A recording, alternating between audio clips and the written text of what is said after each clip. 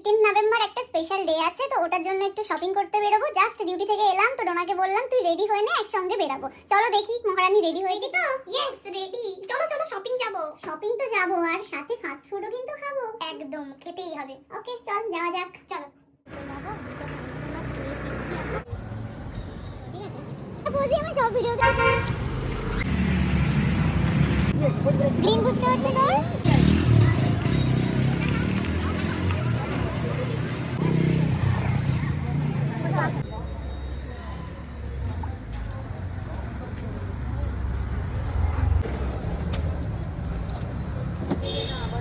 না টায়ার্ড নাকি? অনেক কিছু খেয়ে নিয়েছি ঠিকই, অথচ বেশি কিছু খাইও নি। চল মিষ্টি খাবি বল? একদম, লেটস গো। চল যাওয়া যাক তাহলে।